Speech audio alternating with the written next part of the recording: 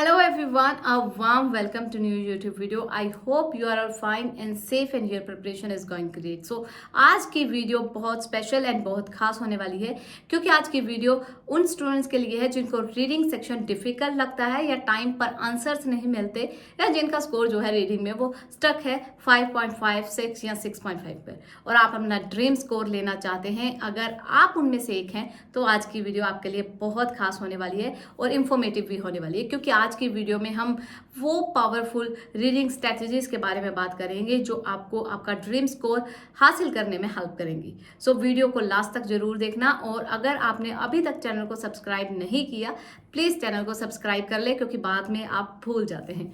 चलिए ये ऐसी बात और अब स्टार्ट करते हैं वीडियो क्योंकि आज की वीडियो एग्जाम्पल्स के साथ आपको बताई जाएगी, आपको प्रैक्टिकल करके बताया जाएगा कि किस तरह से आपको कीवर्ड पिक आउट करने हैं। सबसे पहले मैं बात करती हूँ बेसिक्स की कि रीडिंग में क्या क्या होता है, किस तरह के क्वेश्चन टाइप आते हैं and most of the students को ये सब पता है कि 40 क्वेश्चन आते हैं एकेडमिक एंड जनरल, दो कैटेगरीज वाइज जो है रीडिंग होती है, डिफरेंट होती है।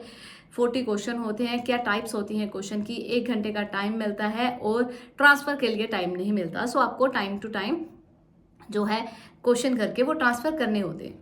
अब सबसे पहला काम जो आपको करना है टाइम मैनेज। सबसे बिग स्ट्रैटेजी है टाइम मैनेजमेंट की और वो टाइम कैसे मैनेज होगा कि आपको पूरा पैसेज जो लेंथी पैसेज दिए होते हैं वो आपको फुल रीड नहीं करने। अब आप कहोगे कि अगर हमें पूरे पैसेज रीड नहीं करने तो हमें आंसर कैसे मिलेंगे। सो इसका सोल्यूशन भी है हमारे पास कि आपको पूरे पैसेज रीड नहीं करने बल्कि आपको राइट कीवर्ड पिक करने हैं। वो कीवर्ड आपको फाइंड आउट करने हैं और उसके आंसर जो है आपको ढूंढने हैं। ये स्ट्रेटजी स्कीमिंग एंड स्कैनिंग होती है। स्कीमिंग का मतलब है बहुत तेजी से पढ़ना जहां से आपको आइडियाज मिल सके, जहां से आपको कीवर्ड्स मिल सके। अब स्किम कर लिया, अब आपको स्कैनिंग करनी है। स्कैनिंग वो कीवर्ड जो आपने क्वेश्चन में देखे हैं और जो आपको पैराग्राफ में मिले हैं उसके आसपास ही आपका आंसर होगा। सो इस टेक्निक को हम बोलते हैं स्किमिंग एंड स्कैनिंग एंड ये बेस्ट टेक्निक है जो आपका टाइम सेव करती है। सेकेंड, टाइम सेविंग के लिए आप कौन सी स्ट्रेटजीज यूज कर सकते हैं, ये आपके लिए बोनस टिप है जो आपको रियल एग्जाम में हेल्प करने वाला है। कि जब आपको पता है कि लिसनिंग में आपको एक्स्ट्रा टाइम मिलने वाला है बट रीडिंग में आपको एक्स्ट्रा टाइम नहीं मिलता तो आपको क्या करना है कि जैसे ही आप आंसर फाइंड आउट कर रहे हैं, फॉर एग्जांपल कि आपने आंसर आपको पैराग्राफ में मिल गया यहाँ पर, तो आपने यहाँ पर अंडरलाइन करके 1 लिख देना है कि ये फर्स्ट का आंसर है। फिर आपको आंसर मिला, उसको आंसर को आपको अंडरलाइन करना है, 2 लिख देना है। फिर आपको 3। जैसे ही आपका पूरा पैसेज कंप्लीट होता है उसके बाद आपको अपने आंसर ट्रांसफर करने हैं। अगर आप पहले रफली लिख रहे हैं फिर उसको करेक्ट करके लिख रहे हैं तो उसमें टाइम ज़्यादा वेस्ट हो रहा है। आप पहले सारे आंसर फाइंड आउट कर लीजिए, वहाँ पर नंबरिंग डाल दे कि 1 2 3, उसके बाद जो है वो अपने आंसर आप ट्रांसफर कर सकते हैं। इससे आपका टाइम जो है वो थोड़ा करके कुछ सेकंड में, बाद में वो मिनट में चेंज हो जाएंगे और कुछ मिनट आपके पास एक्स्ट्रा बच जाएंगे। ये तो हो गया अब टाइम सेविंग। अब कीवर्ड स्ट्रेटजी किस तरह से काम करती है क्योंकि ये सबसे मास्टर जो है वो स्ट्रेटजी है कीवर्ड की। अब सारी गेम है कीवर्ड की कि आपको राइट कीवर्ड किस तरह से आइडेंटिफाई करना है, किस तरह से आपको अपने क्वेश्चंस में उसे ढूंढना है, किस तरह से उसे पैसेज में ढूंढना है। सो राइट कीवर्ड, सबसे पहले इजी कीवर्ड जो मिलते हैं वो होते हैं नाउन, डेट्स, नेम, नंबर्स, क्योंकि ये जो है इनका फर्स्ट लेटर कैपिटल होता है तो आपको फाइंड आउट करना ईजी हो जाता है और आप इजीली इसे ढूंढ सकते हैं। फॉर एग्जाम्पल के तौर पे अगर मैं बात करूं कि पैसेज में आपको ईयर दिया है तो वो आपको जल्दी मिलेगा क्योंकि नंबर जो है दूर से हाईलाइट हो जाते हैं। अगर आपको कीवर्ड पैसेज में मिला है म्यूजियम और आपको हो सकता है कि क्वेश्चन में म्यूजियम है एंड पैसेज में आपको एग्जीबिशन सेंटर भी मिल सकता है तो सिनोनिम्स यूज हो जाते हैं। जैसे इंक्रीज का राइज हो गया, ठीक है, सर्ज हो गया, रिसर्च है उसकी स्टडी यूज हो गया, इंपॉर्टेंट सिग्निफिकेंट हो गया, ठीक है। तो इस तरह से डिक्रीज, डाउन, इस तरह के जो सिनोनिम्स हैं ये भी आपको ध्यान में रखने चलना होगा क्योंकि राइट कीवर्ड का मतलब है कि जो कीवर्ड बार बार पैसेज में आ रहा है उसको आपको अंडरलाइन नहीं करना क्योंकि वो आपको बहुत बार मिलेगा, ठीक है। इसके साथ साथ अभी मैं एग्जांपल के साथ आपको समझाती हूँ। अगर मैं बात करूँ कि क्या हर एक स्ट्रेटजी जो है, जो कि ये मेन स्ट्रेटजी है, ये हर एक क्वेश्चंस में काम करती है, मोस्ट ऑफ द क्वेश्चंस में ये काम करती है। बट जैसे क्वेश्चन टाइप डिफरेंट है वैसे ही उनकी स्ट्रेटजीज भी डिफरेंट होती हैं। सो चलिए अब पेन पेपर पे समझ लेते हैं एग्जाम्पल के साथ किस तरह से आपको काम करना है। सो अब एग्जाम्पल्स के साथ समझ लेते हैं। मैंने यहाँ पर आपके साथ बहुत सारी स्ट्रेटजीज यूज़ करके आपको नहीं सिखाना, बहुत सारी स्ट्रेटजीज आपको नहीं बतानी क्योंकि आप कंफ्यूज हो जाओगे। सिर्फ हमने 2 बातों का ध्यान रखना है यहाँ पर, हमने स्कीमिंग एंड स्कैनिंग करनी है, राइट कीवर्ड फाइंड आउट करना है, दैट्स इट। और इसके साथ साथ सबसे बड़ा काम जो आपको करना है, आपको पहले क्वेश्चन रीड करना है, उसके बाद पैसेज पे जाना है। चलिए स्टार्ट करते हैं फर्स्ट एग्जाम्पल से। आपको क्वेश्चन में दिया हुआ है, in what year was British Museum open to the public. So यहाँ पर हमारा जो राइट कीवर्ड है, अगर मैं हाईलाइट कर पाऊँ तो ये है हमारे पास ईयर, ठीक है, उसके बाद ब्रिटिश, उसके बाद म्यूजियम एंड ओपन, ठीक है। सो ये है हमारे कीवर्ड। एग्जाम्पल के तौर पर ये पैसेज की लाइंस हैं। वो कह the British museum was officially open to the public in, ये आपको पता है कि आपको ईयर ढूंढना है तो ये हमें पहले ही हाईलाइट हो जाएगा, ठीक है। जितने भी वहां पर नंबर होंगे वो आपको पहले हाईलाइट हो जाएंगे तो आपको आंसर फाइंड आउट करना इजी हो जाएगा। अब हो सकता है कि वहां पर ये म्यूजियम वर्ड बहुत बार हो, ठीक है, तो हमें इसको नहीं देखना।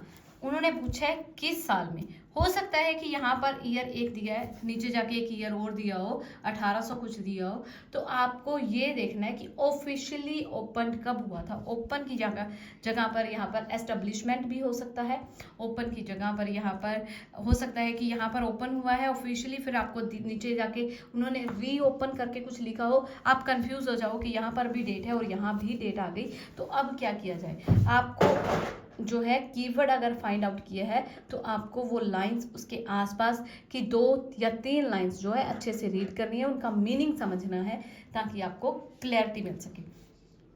मूव करते हैं नेक्स्ट क्वेश्चन की तरफ। सो नेक्स्ट क्वेश्चन की तरफ मूव करते हैं, वो है true false and not given का। The number of visitors to the museum search in the 1980s। कहते हैं जो विजिटर थे, अब नंबर ऑफ विजिटर की बात हुई है, सबसे पहले नंबर्स 1980s सर्च्ड, ठीक है, एंड नंबर ऑफ विजिटर की बात हुई थी यहाँ पर, ठीक है। सो ये आपके मेन कीवर्ड्स हैं। अब आपको मान लो कि 1980s जो है वो जल्दी मिल गया, हमें यहाँ पर मिल गया, तो अब इसके आसपास का जो एरिया है हमारा उसे हम रीड करेंगे। In the 1980s, the museum experienced a dramatical increase in the visitor due to the addition of a popular Egypt exhibit। कि अब क्या है कि यहाँ पर उन्होंने बात की सर्च की, ठीक है, यहाँ पर किसकी बात की, सर्च की, और यहाँ पर बात की ड्रामेटिकल इंक्रीज की, कि बढ़ रहा है। सर्च का मतलब भी बढ़ना होता है, इंक्रीज का मतलब भी बढ़ना होता है। अब हो सकता है कि देखो, मैं 1 सेकेंड, हम इसको ऐसे कर लेते हैं, यहाँ पर लिखा है इंक्रीज, अब हो सकता है कि आपको राइज मिल जाए, हो सकता है आपको सर्च मिल जाए, ठीक है। सो सेम इसी तरह से रिसर्च अगर है उसके लिए आपको स्टडी मिल सकता है, ठीक है। म्यूजियम है उसके लिए आपको एग्जीबिशन मिल सकता है। सो इस तरह के एग्जीबिशन सेंटर, सो इस तरह के वर्ड्स जो है सिनोनिम्स हैं उनका आपको ध्यान रखना। मेरे कहने का मतलब है जरूरी नहीं है कि जो आपने कीवर्ड अंडरलाइन किया वो सेम कीवर्ड आपको मिले, उसके साथ मिलता जुलता शब्द हो सकता है, सो उसकी तरफ ध्यान देना है। अब ये आपको मिल गया, ये आपको मिल गया, तो आंसर हमारा ट्रू बनता है यहाँ पर। अगर सपोज करो कि वहाँ पर पैराग्राफ में आपको दिया हो कि ड्रामेटिकल इंक्रीज की जगह पर the museum experienced many visitor, ठीक है, या मोर विजिटर, ठीक है, ऐसे लिखा है, तो वो आपका कंप्लीट इंफॉर्मेशन नहीं है, क्योंकि वहाँ पर लगातार बढ़ने की या फिर बढ़ने की बात नहीं है, वहाँ पर नंबरिंग बताई गई है कि बहुत सारे विजिटर थे, ठीक है। सो बहुत सारे विजिटर थे, बड़े या नहीं बड़े इसके बारे में कोई बात नहीं की गई, तो वो आपका नॉट गिवन होगा। Student falls and not given में बहुत कंफ्यूज होते हैं, इसके ऊपर एक सेपरेट वीडियो बनाएंगे। अगर आप चाहते हैं कि इसके ऊपर सेपरेट वीडियो आए या नेक्स्ट वीडियो रीडिंग पे आए या लिसनिंग पे, तो आप कमेंट सेक्शन में अगर रीडिंग की वीडियो चाहते हैं तो लिसनिंग की वीडियो चाहते हो तो L, और राइटिंग की वीडियो अगर आपको चाहिए तो आप W लिख के कमेंट कर सकते हैं। और स्पेसिफिक किसी क्वेश्चन टाइप पर आपको वीडियो चाहिए तो वो भी हमें बता सकते हैं। चलिए एक एग्जाम्पल और देख लेते हैं। The main purpose of museum is to, अब यहाँ पर आपका कीवर्ड है मेन पर्पस, कि उसका मेन पर्पस क्या था म्यूजियम का। अब जरूरी नहीं है वही कि आपको पर्पस ही मिले, आपको इसका सिनोनिम मिल सकता है। जैसे कि यहाँ पर मेन की जगह पर उन्होंने लिख दिया प्राइमरी एंड पर्पस की जगह पर लिख दिया एम। अब पर्पस की जगह पर एम आ सकता है, गोल आ सकता है, इसके जो भी मिलते जुलते वर्ड होंगे वो यहाँ पर आ सकते हैं। The primary aim of the museum is to educate the people, preserve historical artifact. I hope कि आपको अच्छे से समझ आ गया होगा कि आपको कीवर्ड किस तरह से पिक करने हैं, किस तरह से नहीं।